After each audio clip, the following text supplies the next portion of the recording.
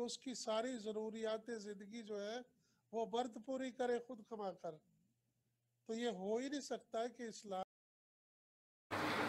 بسم اللہ الرحمن الرحیم. السلام علیکم ورحمۃ اللہ وبرکاتہ. محترم سامعین و ناظرین، آج کے درس قرآن کا موضوع ہے قرآن فہمی کے قرآنی اصول. پیارے ساتھیوں،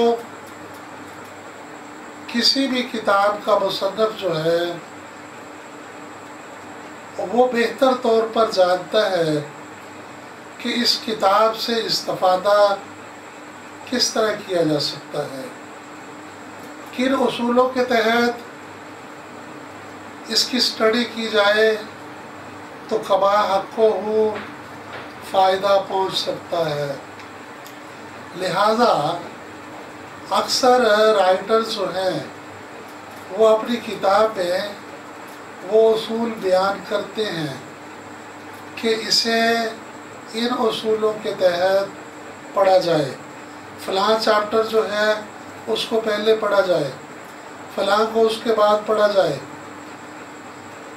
تو اسی طرح قرآن کریم رب کائنات کی کتاب ہے، خالق کائنات کی تصنیف ہے، تو کائنات کا مالک بہتر جانتا ہے کہ اس کا فہم کس طرح بہتر طور پر حاصل کیا جا سکتا ہے، اسے بہتر انداز میں کیسے سمجھا جا سکتا ہے. چنانچہ اللہ تعالیٰ نے اپنی کتاب کے اندر وہ واضح بین اصول بیان فرمائے ہیں جن کے تحت اگر قرآن کریم کو سمجھا جائے تو اس کی ایک ایک بات کی تہ تک سمجھ آتی ہے، اور اگر ان اصولوں کو نظر انداز کیا جائے تو پھر قرآن کیا کسی کتاب کو بھی نہیں سمجھا جا سکتا. لہٰذا وہ لوگ جو کہتے ہیں کہ قرآن کریم نعوذ باللہ اس کی سمجھ نہیں آتی، مشکل ہے، اس میں بہت سارے مسائل ہیں، گتھیاں ہیں جو سلجھتی نہیں ہے، یا یہ نعوذ باللہ بے ترتیب ہے، اس میں کوئی نظم نہیں ہے، یہ ان کی اپنی عقل بلکہ ان کی نیت کا فطور ہے.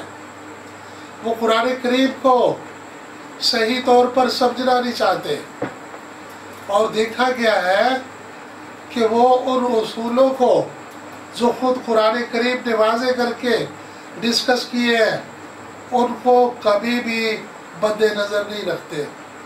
ان کی اکثر باتیں سنی سنائی ہوتی ہیں، ترجمے اور پھر تفسیریں پڑھی ہوتی ہے، کبھی بھی قرآن میں اترنے کی کوشش نہیں کی گئی ہوتی.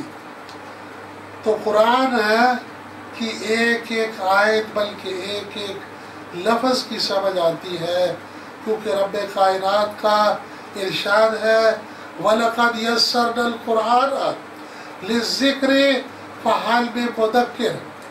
ہم نے اس قرآن کو سمجھنے کے لیے، یاد کرنے کے لیے، عمل کرنے کے لیے آسان بنایا ہے.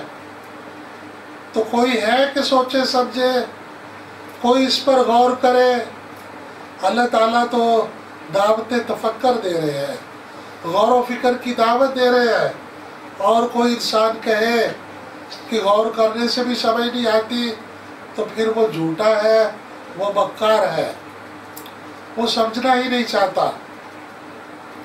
ہاں اتنی بات ضرور ہے کہ قرآن کی سمجھ انہی کو، پہلی بات تو یہ انہی کو آتی ہے جو سمجھنا چاہتے ہیں، اس کی طرف رجوع کرتے ہیں. یہ بھی قرآن فہمی کا ایک اصول ہے، قرآن کی طرف رجوع کرنا. اور دوسری بات یہ ہے کہ اس کے علاوہ جتنے اصول قرآن کریم نے بیان کیے ہیں ان کو اگر مد نظر رکھا جائے قرآن کو پڑھتے ہوئے سمجھتے ہوئے تو قرآن کے ہر مقام کی سمجھ آتی ہے. کوئی مقام ایسا نہیں، کوئی آیت ایسی نہیں، کوئی لفظ ایسا نہیں جس کی سمجھ نہ آئے. شرط یہ ہے کہ ان اصولوں کو اپلائی کیا جائے. تو انشاءاللہ وہ اصول جو ہیں ہم ایک ایک کر کے تمام اصول جو خود قرآن کریم نے قرآن فہمی کے لیے بیان کیے ہیں ان کو بیان کریں گے. ان میں سے پہلا اصول جو ہے وہ قرآن کریم کی طرف رجوع کرنا، قرآن کی طرف متوجہ ہونا. جو بندہ سمجھانے سے بھی اس کی طرف توجہ نہ کرے، اس کو قرآن کی کیا کسی بات کی بھی سمجھ نہیں آ رہی. جس بات کی طرف توجہ نہیں کی جائے گی اس کی سمجھ نہیں آئے گی. اور جب کسی بات کی طرف توجہ کی جاتی ہے تو ایک چھوٹا سا ناسمجھ بچہ بھی اسے سمجھ لیتا ہے. چنانچہ سب سے پہلا اصول جو ہے وہ ہے قرآن کریم کی طرف رجوع کرنا، اللہ سے ہدایت طلب کرنا، اللہ سے ہدایت مانگنا، اور اس نیت کے ساتھ قرآن کریم کو پڑھنا.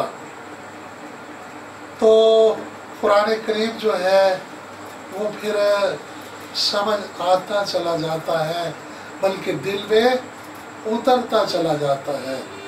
تو انشاءاللہ وہ سارے اصول جو قرآن کریم نے بیان کیے ہیں ہم ان کو سب کو ایک ایک کر کے تفصیل کے ساتھ اور آیات کے حوالوں کے ساتھ جہاں جہاں وہ بیان ہوئے ہیں انشاءاللہ العزیز بیان کریں گے، تاکہ شائقین اس سے استفادہ کرتے ہوئے قرآن کریم کا صحیح فہم حاصل کر سکے. سمینا و اطعنا غفرانک ربنا و الیک المصیر. شکریہ.